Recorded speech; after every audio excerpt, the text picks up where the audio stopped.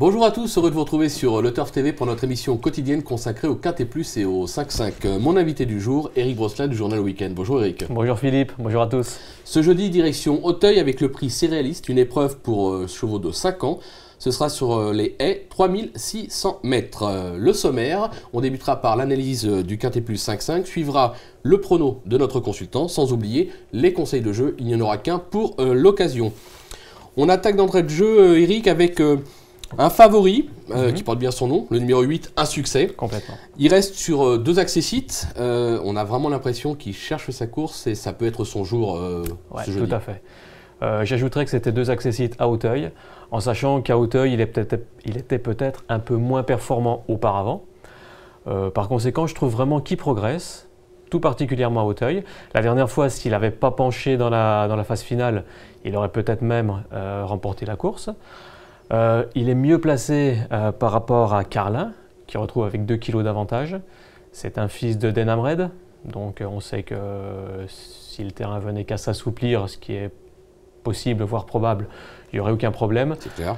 Par conséquent, je pense qu'il peut tout à fait et qu'il mériterait d'ailleurs de remporter sa course. Voilà. D'accord, on l'aura compris, c'est la chaleur, je suis assez d'accord avec vous. L'opposition, alors le numéro 6, le Bel Anjou, on va dire que d'entrée de jeu, c'est la base incontournable de la course. Il est dans son jardin à Auteuil. Il a des références à ce niveau. Il n'a rien contre lui. Au papier, il n'a rien contre lui. Il n'a rien contre lui. Et je pense même qu'on peut être content d'avoir trouvé un François-Marie Cotin qui répète ses courses. Voilà. Ça change. Bon, ça change un petit peu. J'espère qu'il m'en tiendra pas rigueur s'il voit l'émission, mais voilà. Non, c'est un sujet éclectique, allant. Je dirais que cette année, on ne peut pas lui reprocher grand-chose. C'est clair. Il est vraiment en pleine forme. Sur ce parcours, il a couru 5 fois. Il compte un succès, 3 places.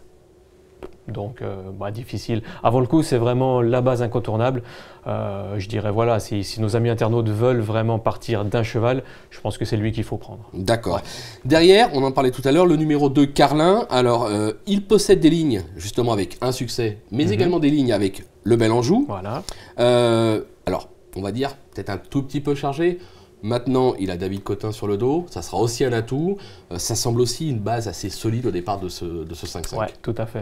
Bon, il ne faut pas oublier qu'en début de carrière, c'était quand même un cheval de classe qui est placé du prix Ferdinand Dufort sur le Steeple l'an dernier. Son entourage, évidemment, pour son année de 5 ans, a préféré l'orienter plutôt sur les haies. Vous savez aussi bien que moi que l'année de 5 ans, pour un steeplechaser, c'est vraiment l'année la plus... Oui, il rencontre les vieux, tout ça, c'est compliqué. Elle est difficile à gérer. Le cheval, vraiment, il a montré qu'il était très compétitif dans les quintets. Il a, comme vous l'avez dit, des lignes avec les 2 chevaux précédents. Sur le parcours, il a lui aussi couru 5 fois pour 4 accessites. Donc c'est pareil, irréprochable. Tout est dit ou presque. Voilà. Derrière le numéro 12, Hog the Talk. Alors, c'est un modèle de régularité. Il est aussi loué que sur le steeple. Plutôt bien placé au poids. Dernière fois, c'était très bien. Logique d'en attendre une confirmation ce jeudi. Oui, tout à fait. Le seul petit point d'interrogation, c'est que le cheval court peut-être un peu rapproché, à 11 jours. C'était sur le steeple la dernière fois. Maintenant, c'est un cheval qui se monte en progression. On ne le met jamais vraiment dans la bagarre dès le début, donc il ne prend pas dur à chaque fois. Et l'autre fois, c'était 3500 mètres. Sur le steeple, à Auteuil, ce n'est pas vraiment le parcours le plus sélectif qui soit. C'est clair. On est d'accord. Dès lors, je pense que ce ne sera pas forcément un désavantage que de courir à 11 jours. Je le préfère peut-être légèrement sur le steeple. Maintenant, il a des références sur les haies. Pour une place, plus pour une place que pour la victoire, mais incontournable. Oui, lui plus aussi. 3, 4, 5. Ouais, complètement. On est d'accord. Alors derrière, petit coup de poker. Moi, je vous avoue que on en a parlé avant l'émission, je l'ai mis en tête. Le 15, Soleil Vert. Alors, ça débute à Auteuil. On pourrait dire que c'est un handicap. Maintenant, c'est un François Nicole. On connaît l'année de François Nicole, c'est quelque chose d'hallucinant. Et ça débute à Auteuil, mais bon, il a montré en province sur des parcours qui ne sont pas simples que c'était un sauteur d'exception, un très bon sauteur, voilà. On va peut-être être un peu moins chaud, mais ça peut, d'entrée de jeu, ça peut taper. Oui, tout à fait. C'est un cheval qui a été en plus absent, connu une longue absence, d'avril 2012 jusqu'à septembre de cette année. Par conséquent, François Nicole lui a donné 3 parcours en province. Il reste sur 2 succès, donc il lui a redonné du moral. François Nicole, évidemment incontournable. Je pense qu'il avait également 3 engagements, plus faciles, en province. Si François Nicole a choisi ce quintet, c'est pas pour rien. C'est pas pour rien, il sait ce qu'il fait. Donc ça peut être un coup de poker très intéressant pour la gagne. Voilà. Seul point d'interrogation, les débuts à Hauteuil, il y a plus à galoper entre les obstacles. Voilà. Maintenant, ces 2 derniers parcours, c'était sur le steeple. C'était pas simple non plus. Non, c'est clair.